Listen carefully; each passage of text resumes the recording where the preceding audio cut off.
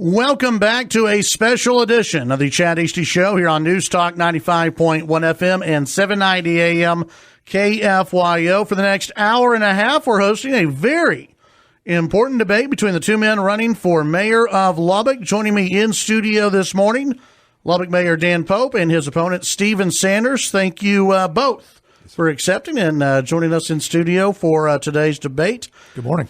For those out there, the format of this debate is real simple. Just as we try to make every debate here on KFYO a simple format. Each candidate will be asked a question. They'll have 2 minutes to respond to the question. If a candidate chooses to have a rebuttal and make a statement, they will have a minute, 30 seconds to respond. Due to break schedule and time limitations, both candidates will try their best to stay on time, and we'll begin with a 1 minute opening statement, and Mayor Pope will ask you to go first with your 1 minute opening statement. Good morning, Chad and Mr. Sanders. It's good to be here with you guys this morning. It's been my privilege to serve as the mayor of Lubbock since 2016. Our leadership has been about common sense and fiscal discipline. Public safety remains job one. We've worked hard to create good jobs and worked on our water, power, and transportation infrastructure, all to provide a better quality of life. I'm a Texas Tech grad with a finance degree from the Royal School. For 10 years after school, I worked for a Fortune 100 company, then spent 20 years in small business where we created 70 jobs in Lubbock. I've been married to my wife, Denise, for 28 years. We have 2 grown children. Lubbock has been good to us. In some ways, serving as mayor is my way of giving back. I believe the American dream is alive and well in Lubbock, Texas. All right. And Mr. Sanders. Yes. Thank you, Chad, for having me. First of all, you know, I'm a conservative, and it took me some time to understand how that works and what it entails and what is in my future for my beliefs. And so as a Lubbock native, you know, I've seen Lubbock from smaller points all the way up to bigger points. I've been married to my wife, Mackenzie, for 13 years. She's a teacher with the Lubbock Independent School District and has done a wonderful job, has really done a lot of work at Atkins Middle School. I have 5 children, and I love those kids so much. And that's kind of why I really stick to being pro-life, because I couldn't imagine being a day without any of my kids. I'm a product of the public school system, Army veteran, husband and father, just a normal guy that wants to give back to his community.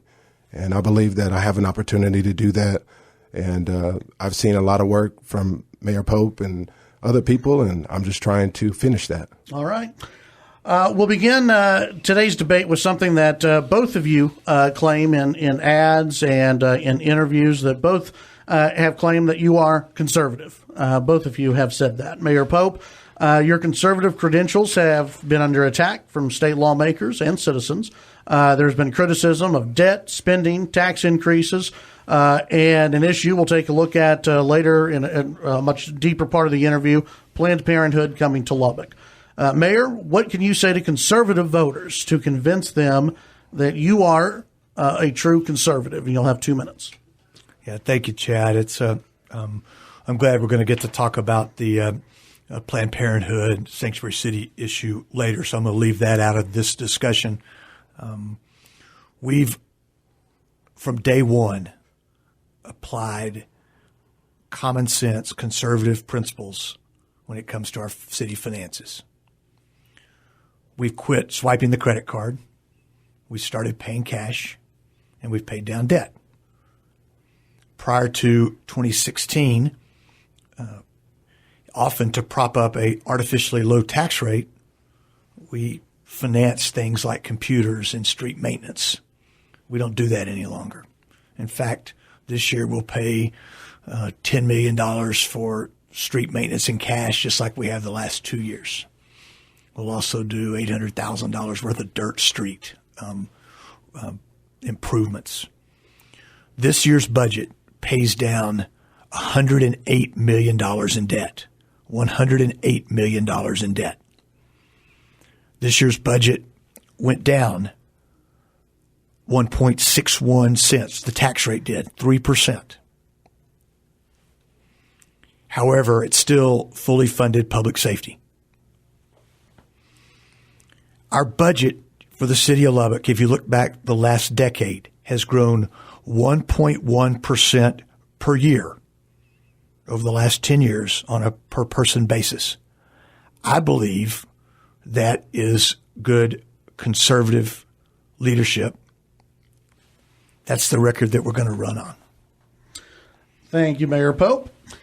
Stephen, in your first run for mayor, you ran as a progressive leader. In 2018, you voted in the Democrat primary. You did vote in the Republican primary here in 2020. You've attacked the president numerous times in the past on Facebook prior to your campaign announcement, including on Facebook in July of 2019. You called the president a modern-day Hitler. You praised Colin Kaepernick in November of 2019, and as late as October of 2019, 2 months before you announced your candidacy, you called yourself an independent and criticized the president for not attending Elijah Cummings' funeral. How can conservative voters know that you're the real deal? Okay, so first of all, here's the deal, and we keep hearing about this all the time. We've addressed it. You know, every man has a choice to change his mind, and I've done that. I did a lot of research. The number one thing that I found out is that when you look at what President Trump, I wasn't sold on him at first. He had to show me some things, and he did that. And then when I found out that the Obama administration had built those cages and not our president, I figured out right then and there. I started digging even deeper, and I realized what this was about. The second part of this is that because I'm conservative, I base things on my spiritual convictions. I cannot be okay with abortion, and I cannot be okay with same-sex marriage like that. I believe in the conservative values. Now, we talked about the $1.8 billion of debt, that's $1 million that is being paid down. That debt is already scheduled to be paid. They're not paying debt off early. That's not what's happening. And so we need to focus on that. What I want to do is bring the budget back down to a base level. Let's look at every single item, go back through it, and see where we can trim and cut. Because right now, we're not able to really do that right now. We spent money in some areas where we don't really need to. Now, he did stop swiping the credit card. I give him credit for that. But what do we need to do? Texas Tech, they tightened their belts. They didn't fill any positions. They left positions unfilled, because they're trying to be conservative spenders. And I really think that that's important, especially while coronavirus is happening. We don't need to raise taxes. We don't need to raise appraisal rates. We don't need to do any of that stuff while people are struggling and hurting in a time like this. So that's really important to me. And I love our president, and I embrace him, and I don't care what anybody says. I like Donald Trump, and I'm gonna continue to work with him on his message. Okay. Mayor Pope, did you want a rebuttal? Yeah, I do. First of all, let's talk about President Trump. I think President Trump's done some things very, very well. I'm very thankful for his tax cuts. I'm very thankful for eliminating the making it easier to do business, all the rolling back the Obama era executive orders. I'm very positive of that. And finally, I think they've done a very good job responding with CARES funds to cities and counties and the like. So I don't. We agree on that, I guess. Yes. The debt piece, the only way we're able to pay down $108 million in debt this year is because we're not adding that extra debt on. Because if we're adding it on, it becomes a net sum zero gain.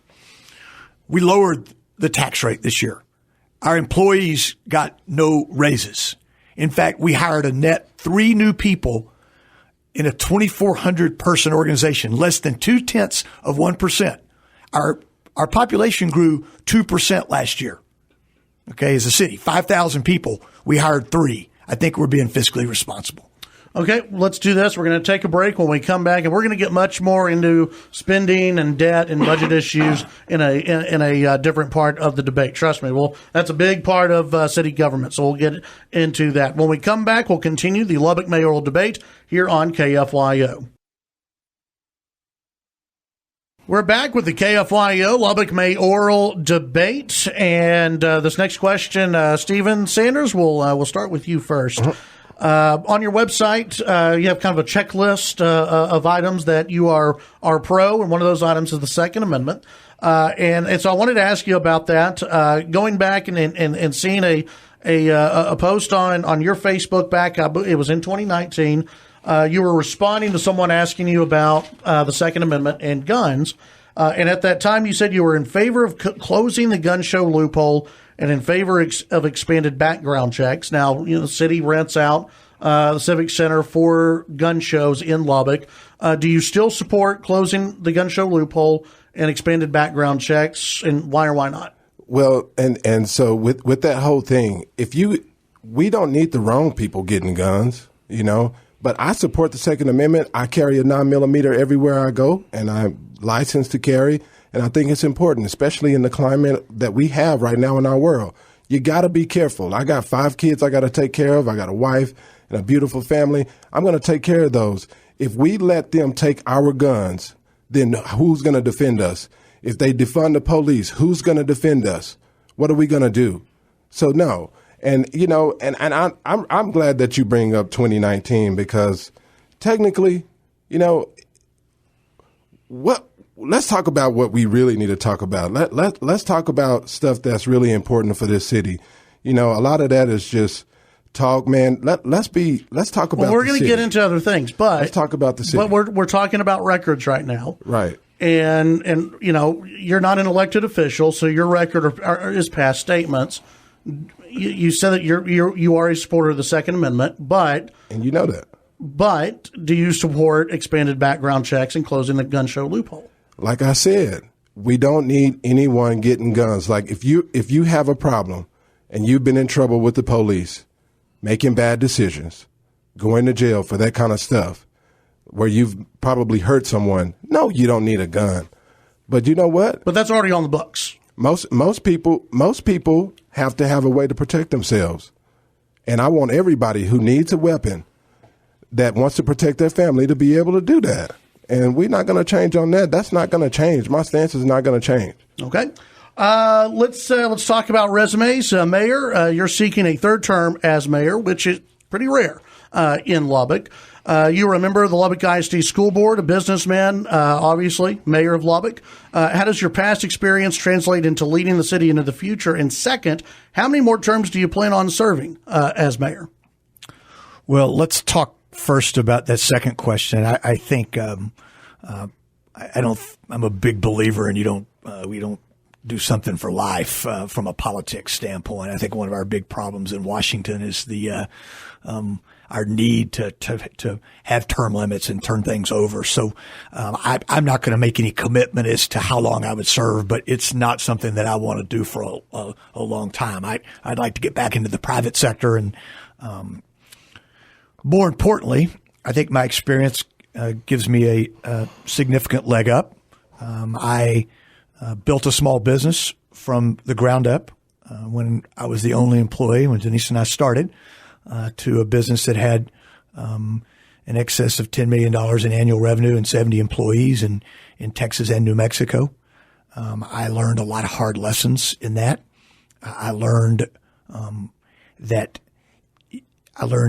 how you invest and how you make a difference in the communities you're in. I learned to make difficult decisions. I learned to have to let people go in difficult times. I learned how to budget. I learned how to plan for the future. It's easy to talk about it. It's difficult to do it. I believe that experience gives me a leg up. Now, I've also had a chance to see different perspectives on other businesses. I spent 6 years on the Covenant Health Board, serving as board chair there. I spent 9 years on the Lubbock School Board. So for 14 years, I've been involved in public finance. It's different than what we deal with in the private sector. Understanding that budget process and the like, I think is a positive. I think it gives me an advantage over my opponent. My commitment is common sense, conservative leadership with a lot of experience. Sometimes they say experience is the sum of all the mistakes you've made. And certainly I've made some mistakes, but I've put those to use for our community, for my family, for our citizens. Mayor, thank you. Stephen, can I rebuttal? Well, I'm going to ask you about your resume real quick. Okay. Tell our listeners about your resume, about your past job experience, and how that would translate into how you would lead the city. Yeah. Well, first of all, it starts with my family. Budgeting our budget. We have a big family. We have 5 kids at some points in our house. Where we have to make sure we're making good decisions, and it rings out to me that if I have to budget and take care of things in my own home and live within my budget in my home, then the city needs to do the same thing. And we're going to be transparent in that. I may not be all experienced like he is. He's years and years older than me, but I see something and I have a fresh set of eyes to see things a different way, and honestly, I'm not tied to the city in any kind of way. I want to see the city win. I want to see the city be prosperous. I want to see taxes go down. I want to see people's businesses be open and be able to do what they need to do. My time at Rawls Business Institute really helped me with that. We went through some things. We took some time looking at budgets and breaking those down and understanding time value and money. What money is worth right now, what it's going to be worth in the X amount of time, and what we have to do to make sure that the citizens' voices are being heard while we're doing that. I don't have all the business experience he has, but that don't make him a better candidate than me. That just means that I understand something and I see it from a different view. And I understand what it's going to take to help us. The problems we have as a city are wide open. We see it. But what are we going to do about it? We've done nothing. We've done nothing but incur more debt. And so my experience in management and I've worked with several places in management and payroll and understanding getting companies out of the red into the black.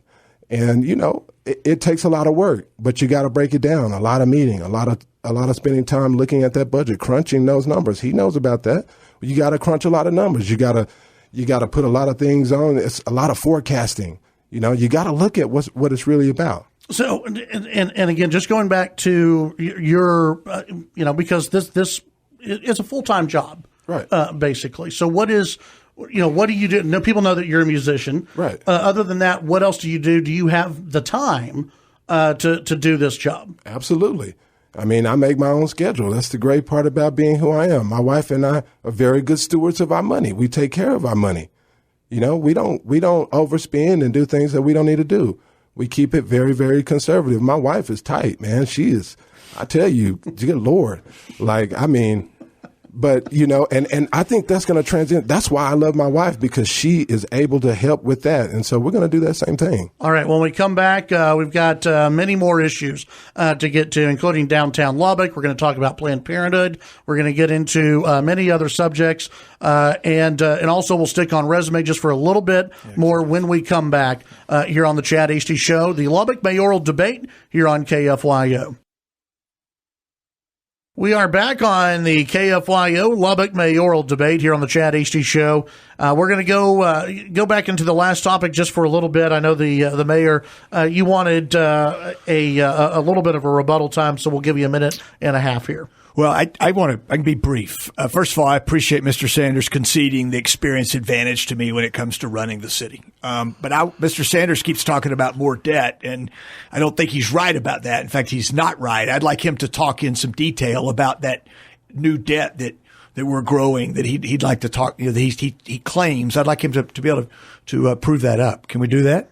Let me wait we'll get into the debt. Okay. It's coming up. Okay, good. It's coming up. I look forward to it. Okay. Do you want to respond to what he just said, other than the debt? Do you want to respond to what he just said? Well, I mean, we can talk about the debt. It doesn't matter to me, but I'll tell you right now, the moment we get a little debt off, we put some more back on. We got $45 million worth of interest.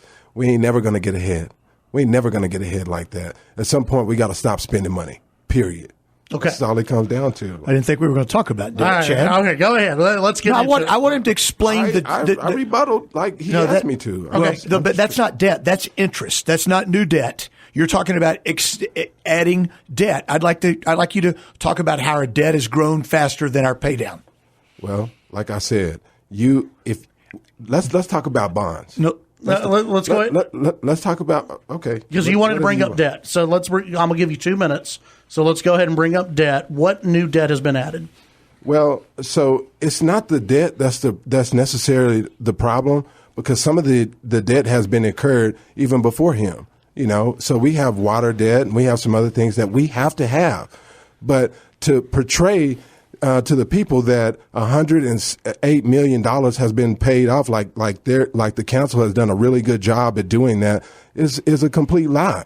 It's not true. That debt is scheduled to be paid off without the city council raising a single finger, period.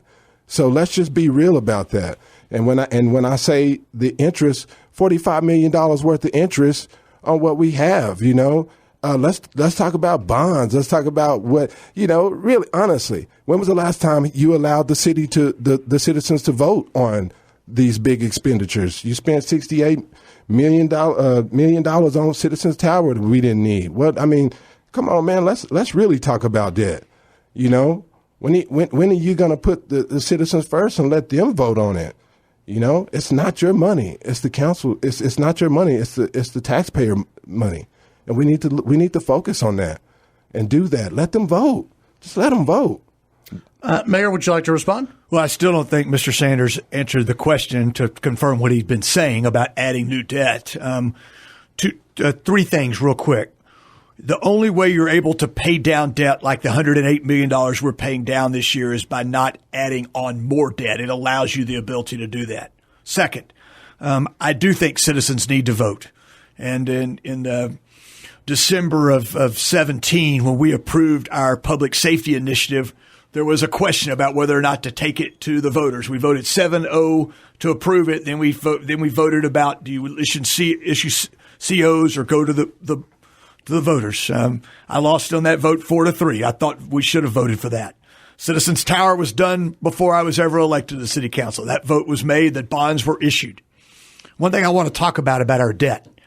We've run our business so well that even during the pandemic, we've met with our bond rating agencies, and our AA plus bond rating has been confirmed.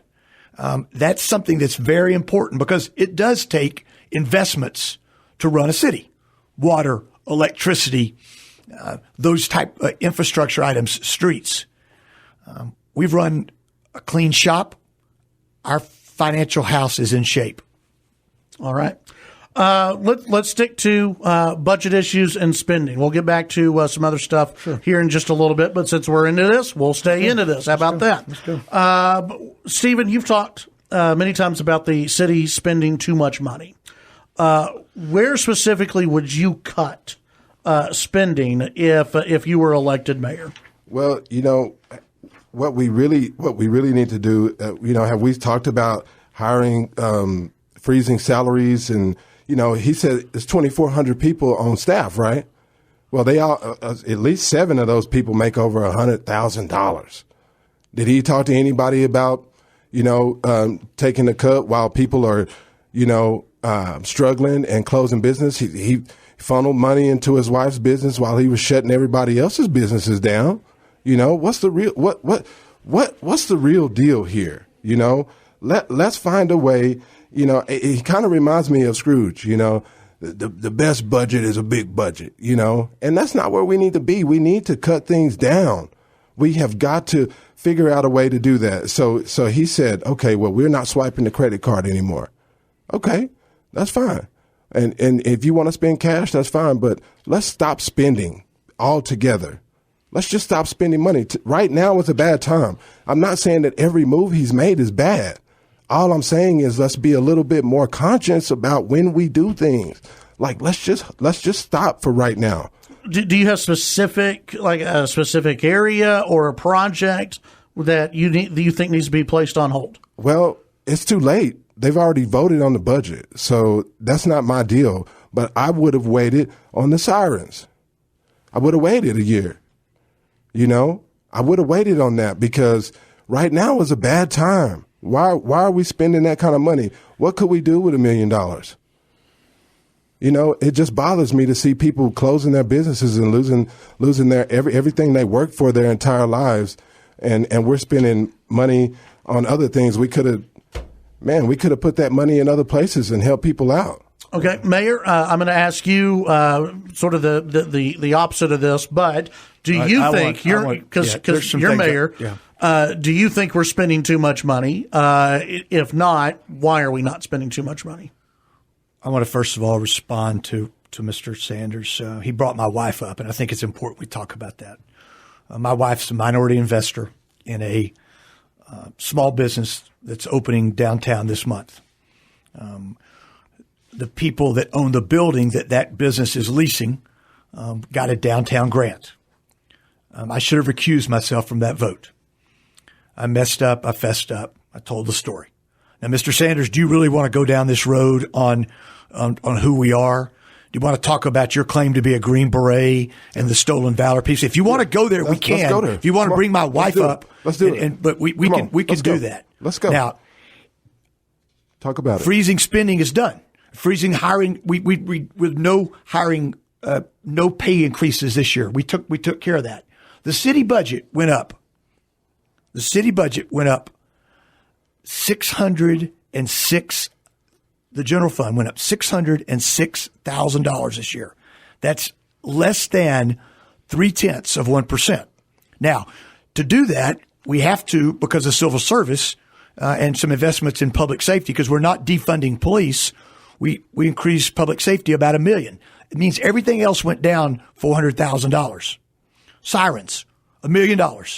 In the big scheme of things, right or wrong, that's less than 0.1%. Excuse me. It's just more than 0.1% of our entire budget.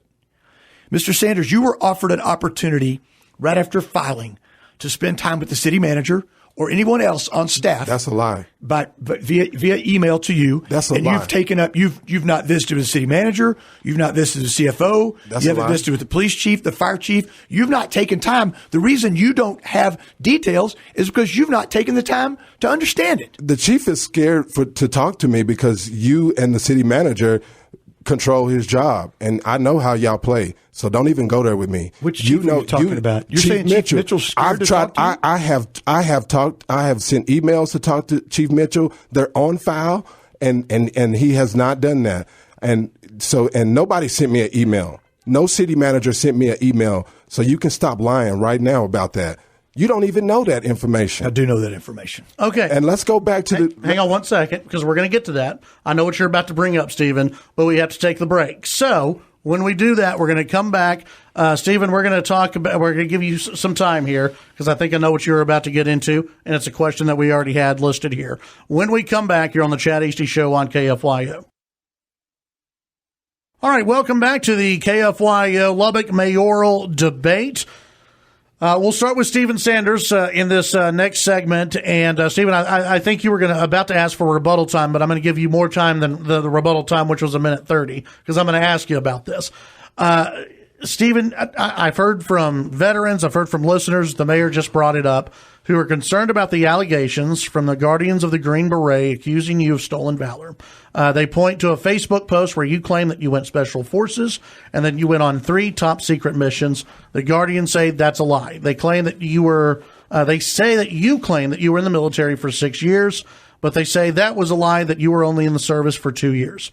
They also claim that when you spoke to them, you said you were an expert in bayonet. They say that's false. Tell us about your military service, and if the Guardians of the Green Beret are right in their claims, and have you lied about your service? And first, let's go right to it. They say that I'm not an expert in bayonet. Well, actually, I'm actually an expert in all marksman qualifications, all of them. And it's right here in my DD-214. And so I don't know what else they want from me in that aspect. So when I served at I was stationed in Fort Bragg. I was 27th Engineer Battalion, which was an airborne unit, a jump unit. And so I was stationed around a lot of those people, and I was a supply guy, which is a 92 Yankee. That is someone who supplies people with the things that they need.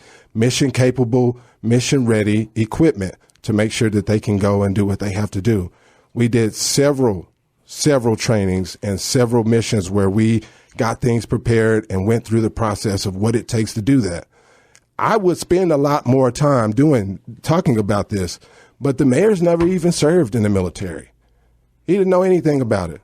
He don't know what I went through to get there. I went to basic training, rites to passage. Let's just talk. So here, I got the National Defense Service Medal, the Army Service Ribbon, Expert Marksman Qualification Badge with rifle bar. And so this stuff right here, he didn't even know anything about. He doesn't know what it takes. Anybody who signs up to serve our country, it takes a lot. It takes a lot because it's not something that is easy to do. You know, now as far as that post goes, that happened in 2017. Is that correct? 2017, 2018. Right. The difference in that statement would have been joined in with. I made the mistake. I told them immediately when they said something to me. I was like, "Hey, man, I'm sorry. Look, I'm sorry." But it doesn't work like that. They took it and they ran with it. Okay, I own it. I've apologized to my fellow veterans in the community, and I don't want them to feel like I'm trying to dupe them. I was never charged with stolen valor. None of that ever happened. I want to ask you, because this has come up on social media in the last few days or so, were you dishonorably discharged? And why were you discharged? Right here. Speaking in the microphone. You've got the form with you. So. Right here, Section 24, under honorable conditions. Okay? So all the people out there, and I know who they are, and they're attached to my opponent, stop lying and be truthful. If you want to talk to me and you want to see this document, please set up a time. None of those people who have said that have reached out to me to talk to me about it personally. I love my country, and I did some things that really makes me proud to be an American. Mayor, do you want to respond? Sure. First of all, I'm thankful for all of our veterans. I love my country too. And I believe yeah, thank you. I don't know the details of his discharge. I think it was after 2 years, not 6 years. He when we're talking about our integrity and our word, and he's questioned mine, I think it's important that we discuss someone publicly claiming to be a Green Beret, using it as part of a campaign, and then deciding that that's not really the truth. The other thing is, I don't know what bayonet experience has to do with being mayor anyway. I mean, I think we've got work to do at City Hall, and I'm not certain that Mr. Sanders is qualified to do that.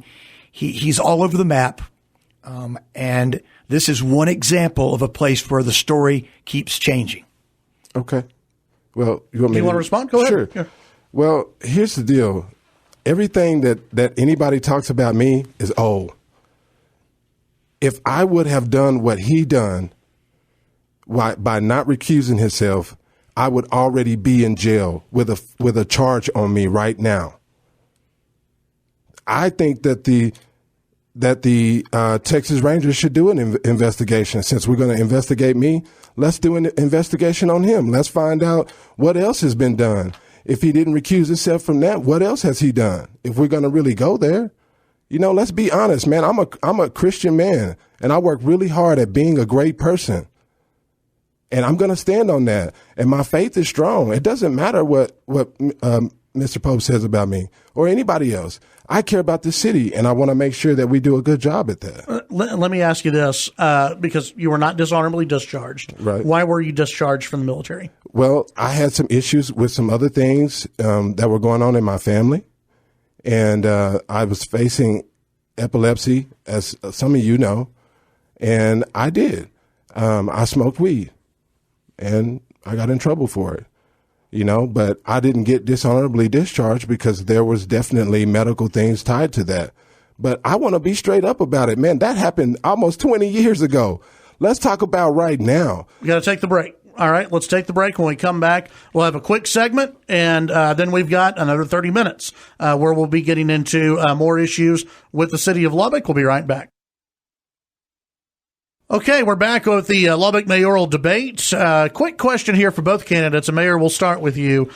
Do you believe that going into the future, Market Lubbock and the City Council should continue this grant program for downtown businesses? I think it's been very successful. We've done about 75 of them, Chad.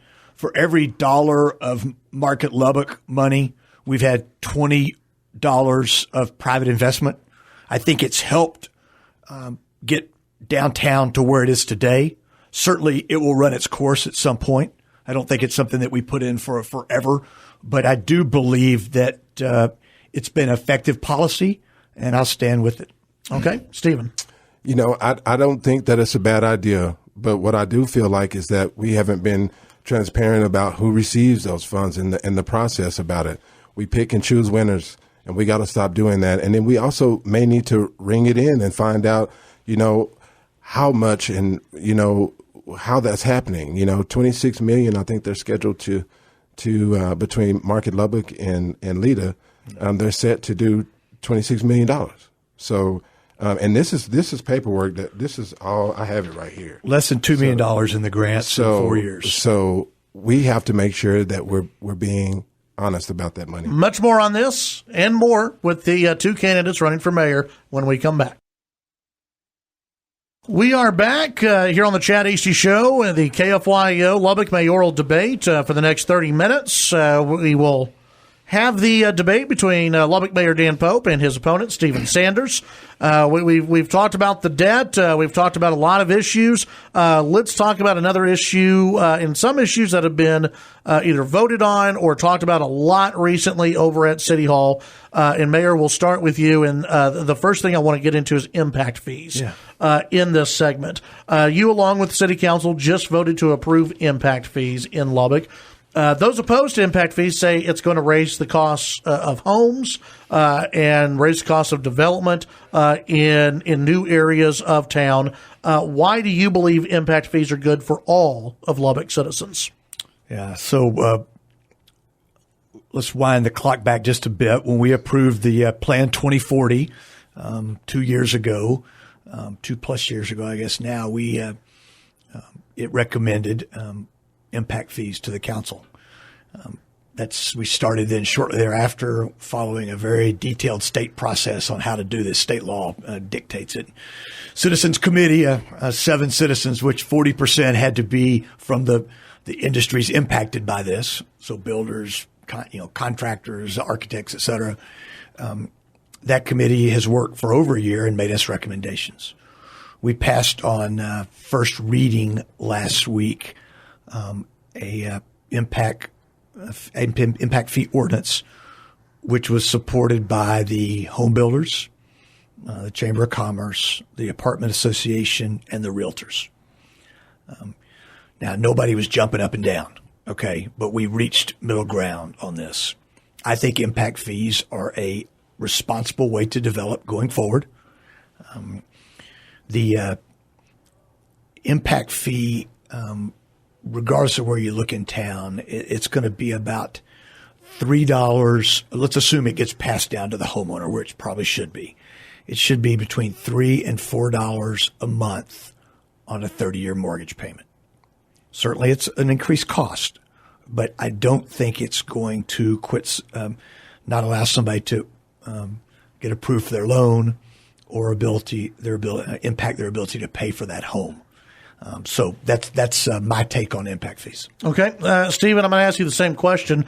If you'd been sitting at City Hall, if you'd been mayor, what do you think about impact fees? Would you have voted for impact fees? No. I would not have voted for impact fees. Here's why. I've heard a saying poops rolls downhill. So in order for a builder to be able to give a person a house at a very good price, they can't have the city taxing the tax. Like when does the city let these people just build? In Southwest Lubbock, okay, which they already have access to the services, the water and all of the stuff.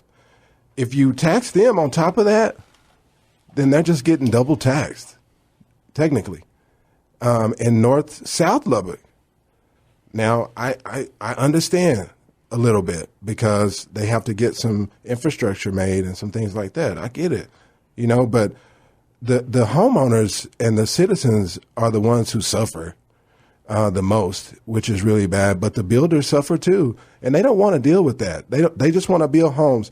The city's going to make enough money with the taxes that they have. So there's an area out in South North Lubbock that, or Northwest Lubbock, that has a plan to build 1,000 houses. They've already built 100 houses.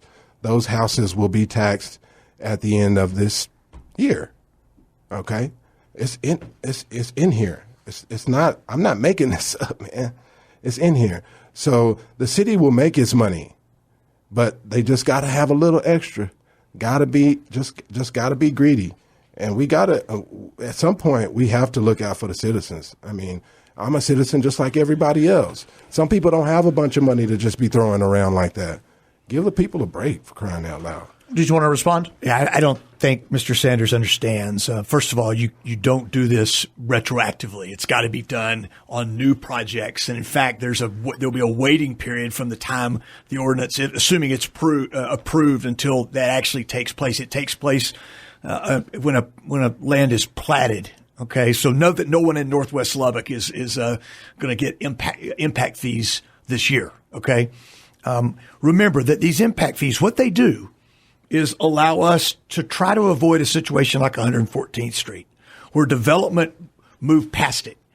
Those impact fees, we've only asked them for roadways. Remember that the developer pays for the streets inside the development, but we're talking about the streets on the thoroughfares, or the arterials, I guess, the arterials. And that's where this money will be spent and has to be spent. It's not about a P&L for the city. We don't do that. It has to be spent in that area. There's 8 areas, and if you buy a home in that area, it has to be spent in that area, has to be spent within 10 years, or the money goes back to the homeowner. Okay? Well, it's just, if you want to respond, go ahead. It's just extra money for y'all to play with, and we all know that. That's really what it is. And, when I look at it. Do you believe I'll just get clarification. Yeah. Do you believe they'll spend it outside of what the mayor just said? Like that they would spend it on other projects, the money that they're bringing in? I do. I think we have a history of that. And even in, that's a subject that we really need to talk about, where we put money and how we reallocate money. And we don't always do the right thing with the money. And you can't sit here and tell me that we've always done the right thing with that money. It's not true. I'd love to talk about that, but that money will be spent in those areas. State law requires that, something we're going to do. What about Central Lubbock? What about the people inside the loop? How you going to help them? How you going to keep up with infrastructure? Well, infrastructure is already built out inside the loop. We don't have streets. We're talking about, this is about roadways, Mr. Sanders. It's in bad shape. What are you going to do about it? Every year, what's your plan? You got $10 million. You got $10 million for streets. Let the mayor respond. Man. So every year we maintain infrastructure. This year we're spending millions of dollars, not only the $10 million for streets, but also maintaining our sewer and water and stormwater infrastructure, wastewater. It's part of the job. But the reason that Central Lubbock does not have an impact fee is because the roadways are built out in Central Lubbock. It would be, in fact, it would be a money grab, and it's not something that was recommended or that the council approved. I'd love, though, to speak about. I'm going to ask you both right now about that. We're kind of skipping ahead, but that's fine. Yeah. Before we take our next break, so I'm going to ask you both about this. And Mayor, we'll start with you. Do we need to spend more on roads inside the loop? And infrastructure inside the loop? I think we are spending an ample amount. We always could spend more, but it becomes a discussion of needs and wants. And I think we're funding needs, not wants. I think we've been responsible with our infrastructure. We continue to work on it. I mean, as you drive down Marcia Sharp these days, you see the project over by Adventureland Park, or the old putt-putt, where we're replacing a 50-year-old bit of water infrastructure with new infrastructure. We're building water towers that are more effective. This is servicing, quote unquote, old Lubbock, but they're a better way of running the railroad. Those investments pay off in less than 7 years, and they provide a safety if we ever did have a crisis situation with our water supply. I think we're taking good care of existing infrastructure. Okay, Stephen, same question to you. Yeah, here's the deal. The infrastructure and the streets inside the loop are crumbling. $10 million for streets is not going to make a difference at all. It's $750,000 to pave one small part of street. $10 million. Let's do the math on that. I'd be 80 years old if we did $10 million every fiscal period to get our streets done. It'll never happen. And if we keep expanding, we'll never be able to keep up. You got people that live in the city with unpaved streets, and you want to talk about being responsible? No, that's not responsible. Just like those people asked you in that forum, are you willing to work on the streets? No, I'm not. That's your answer. I am. I want to get the streets taken care of for the people so that they can drive without getting their cars torn up. I don't even want to know about the insurance claims y'all probably have to see, because people's cars are getting torn up. That's simple stuff. I thought you were all about streets and police and servicing our firefighters. You just worried about expanding. You won't do the analysis that we need to have done to make sure we expand the right way, when, how much. Like, just do the stuff. All right. Well, when we come back, Mayor, we're going to give you some time. I know you want to have a rebuttal, and then we've got some other issues that we need to get into. We only have one segment left, so we'll try to get into those issues when we come back here on the Chad Hasty Show. Back on the Lubbock Mayoral debate, I do want to give the mayor some rebuttal time, and I also want to put this in there because what was being brought up were unpaved roads inside the city and not enough money being put into that. Would it take a bond election to get all the money necessary to do all the roads, and is that something you would even be in favor of? It very well could. There's just about 50 miles of dirt roads still in the city limits. There's some in every part of our town except District 3. Now, the bulk of them are in North and East Lubbock. Right. Our council is the first council ever, to my knowledge, to fund paving these dirt roads. We've been doing it for 4 years. Mr. Sanders is right. It's a long process. I would be willing to consider a bond election, but not all these roads probably need to be paved. We've got some where you got one person living on them. I mean, we need to really look at it. But I want to make sure. I'm not sure what he mentioned about me not working on roads. Last week I pulled some numbers on District 2. So that's Miss Patterson Harris's district, traditional East Lubbock, although it goes quite a bit west of the interstate. But since the beginning of 16, we spent $7.6 million in street projects in that district. Over $50 million in public works projects in that district. Now, some of those, because of where the water treatment plant is, that benefit the rest of the community. $750,000 in park improvements, $1 million taking care of what we have at May Simmons, at the community center, at the senior center, at the Patterson Library. And right now we're spending $6.5 million at our first police substation at 19th and Martin Luther King. So we are investing inside the loop. That's just one council district. Okay. Stephen, want to ask you a question here on this, and it kind of ties in with what we've been talking about, transportation. Loop 88 and the extension of I-27 are both in Lubbock's future, as you know.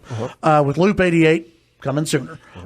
What challenges and benefits will these projects bring to Lubbock, and how are you best equipped to handle those challenges and benefits and leadership moving forward on those projects? Well, I think Loop 88 will definitely bring in some revenue, will help us get new people in and just make things much easier for us to get, the trucks and the things that we need in.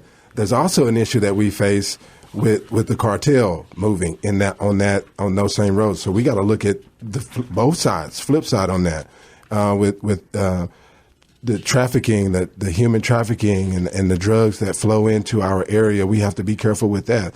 I think we have to look at some measures to make sure that we're being a little bit more careful in that. But I do think that Loop 88 is great, and I have no objections to that. But let's think about this. When we talk about transportation, the bus does not run past 82nd. The citizens in East Lubbock cannot get out to the jobs that are out in Southwest Lubbock. We need to look at the bus system. We need to look at the transportation system. We got to look at that. It hadn't been done since it originally was made. And so that's something that we need to look at. And I mean, I'm not even being ugly on that. I just think that that's a good thing that, if Mayor Pope wins, then he may look at that. That's important because we're technically keeping those people from being able to access jobs in that part of the city. Mayor, same question to you. Yeah, so let's start on city bus because that wasn't part of your question, but I think we agree that we need to look at that. We are, as you know, right. We're well into that study. In fact, we're testing right now an ability to allow an Uber style. We've got it in place today, an Uber style transportation that would allow anyone to go to any part of our community, places that we don't need to drive a 45-passenger bus. Loop 88 is good for our community. Our legacy has always been to stay ahead of transportation. We are partners with the county and the state on that. The first 7 miles are funded. I-27 is critical to our economy. We've got to connect Lubbock to Laredo and ideally Amarillo to Oklahoma and New Mexico. I've had the chance to chair the House Bill 1079 study committee, the advisory committee. Thanks to Senator Perry and to Representative Ford Price in Amarillo, who sponsored that legislation in our last session. Lubbock is poised for greatness. There's one north-south interstate in Texas, I-35.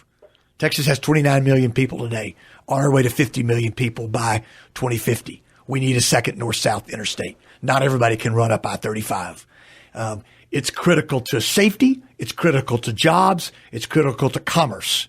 And I'm thankful that finally the wind is at our back on this. We've gotten help from Congressman Arrington, Senator Cornyn, hopefully Senator Cruz. Good things going on with I-27. We're planting a tree with I-27 that the shade of which I won't enjoy, and Mr. Sanders is liable not to either. These are generational kind of projects, right? But it's the right thing to do. Okay, let's talk about Planned Parenthood. Mayor, after last week's briefing, the city hired an outside law firm. They came back with some reasons as to why the city should not move forward with an ordinance banning the practice of abortion in Lubbock. Since that has come out, what is your stance on basically on a ordinance outlawing abortion in Lubbock and making Lubbock a sanctuary city for the unborn? Yeah. So, let's start with me personally on this. I'm pro-life and I don't want Planned Parenthood in Lubbock. Okay. I'm not advocating for that. The ordinance, proposed ordinance, we asked for outside counsel to look at it because when we read the city charter says nothing about abortion. And we asked the questions, you and I talked about this before, but we asked the questions about enforceability and constitutionality. And it came back and they told us that the ordinance would be void the moment it was passed. It's contrary to state law. The state regulates all medical procedures in the state. Municipalities don't have that ability. That would include abortion. And so that's who can perform it. Thank goodness. When, where, all the things that make us feel safe about our healthcare system. This ordinance would stick a finger in the eye of the state constitution as it pertains to that. Maybe we can get to the point where we can find an ordinance that would be legal and something that we could do. But the ordinance that we're looking at today, the advice we've been given is it's not something that we should consider. Now, if two council members put it on the agenda, then we get to vote for it. We also probably are very likely are going to get to vote for it anyway, Chad, through the petition process, which is great. The city charter defines that. I support that completely. Okay. Stephen, same question to you. Would you support an ordinance, and how would you get two other council members, because they have to put it on the agenda? How would you convince them to get it on the agenda? Well, of course, I absolutely support pro-life, and it's really big to me. As I told you in the beginning of this interview, I have 5 kids. Couldn't imagine a single day without any one of my kids. Me and my wife have never talked about abortion or anything like that, but let me talk about something right here.